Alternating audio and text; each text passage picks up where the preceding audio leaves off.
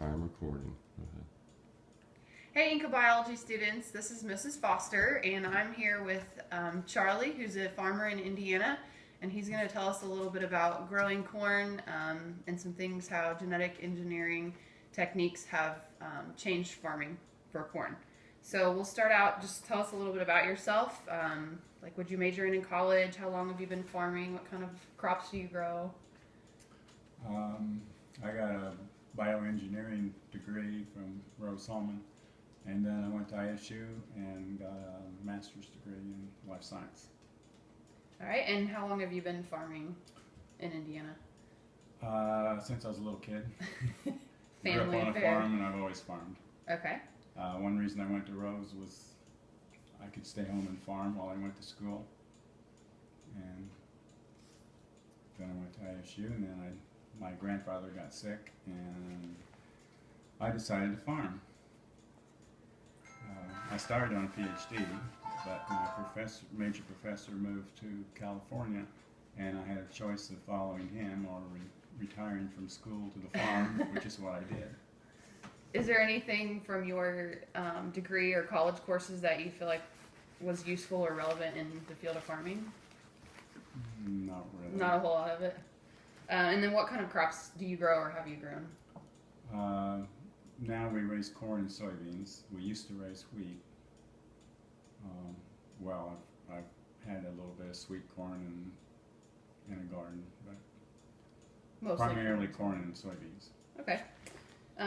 Do you know if there's anything specific that brought about the need for use of genetically engineered corn or other crops here in Indiana specifically?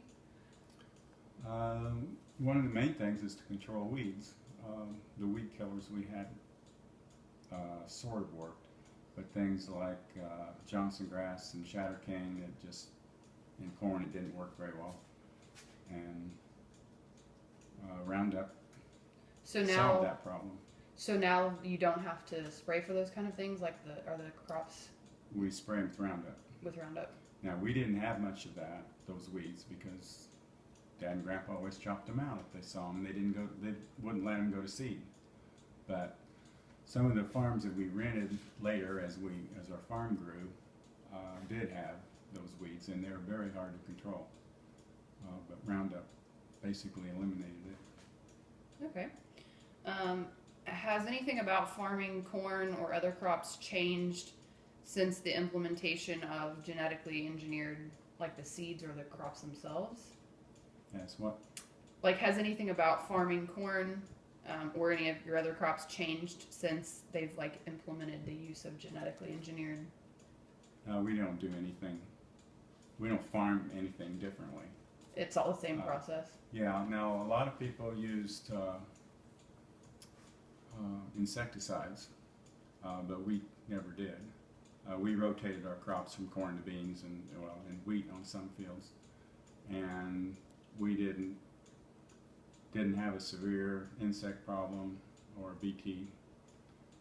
We did have some corn borer, but rather than use an insecticide, we just dealt with whatever we had. Mm-hmm. But if you planted second or third year corn, which some people do, then you needed an insecticide. Mm-hmm. So we rotated instead. Yeah. But since we weren't doing anything for insects in the first place, it didn't change anything for us. For other people, have you heard that it has made a difference, or? Well, I'm sure it has for anyone that did continuous corn. Mm-hmm. And supposedly it's rootworm, for instance, is a whole lot worse north of here and west of here. We're kind of on the borderline. At some point, rootworm started going into soybeans, and they were all worried that everyone was going to have rootworm. That rotation wouldn't help, but that hasn't really happened. Okay. For us. Do you notice anything different about the final product, the corn, once it's finished, with genetically engineered seeds compared to things that were not genetically engineered? It all looks the same. You can't tell by looking at it, and Taste and nutritional we value. don't eat corn, Yeah. so I don't know what it tastes like in the first place. my seed corn dealer did say this year, or this past year, that they have BT sweet corn now. They haven't had it in the past, and I've never raised it and never tasted it. But apparently it's available now. Oh, okay. For like that you would sell like at markets for like grocery stores, that kind of thing. Yeah, I thought in general they didn't, things that you ate direct, that they didn't do GMO. For instance, Monsanto has GMO wheat that they developed 3 or 4 or 5 years ago, and it's not on the market. It's not available because the consumers didn't want it. Well, if they won't eat bread made from wheat, GMO wheat, why would they want to eat sweet corn? I don't get it, but it's out there now. And yeah, because last year my seed corn dealer, I decided not to plant any sweet corn. I was going to just get some from him. Luckily, I did plant a little bit because he didn't get his planted because he had Roundup Ready sweet corn. I think it was, I'm pretty sure it was BT2, but anyway, one of his customers wanted all the seed, and so he didn't have any seed left, so he didn't plant any. But they've got GMO sweet corn now. So interesting. I'm not sure I'm interested in planting any. I haven't decided, but. Do you have any thoughts about, like, kind of on that same note, like, do you foresee the use of genetic engineering techniques impacting farming into the future? Like, where do you see it going from here? I don't have any idea, but I raise corn and beans, and I don't really worry about GMOs one way or the other. But since you were going to come do this interview, I looked some up on the internet, and it turns out they got all kind of apples and potatoes and bananas. They've done all kind of stuff, which I didn't realize. So I assume there's going to be all kind of things happen in the future. Yeah, expanding more into different, like, things that people would buy in the grocery store, produce and things. Yeah, they've already done that, which I didn't know. Do you have any, like, thoughts or opinions about labeling food or any other products that contain GMOs? It's a big thing right now where people are kind of fighting on both sides that things should be labeled if they contain GMOs. Some people say they shouldn't have to label if those products contain them. Do you have any thoughts on that? I haven't really worried about any of that because for corn and beans, you don't eat them directly, and so I can't see that matters.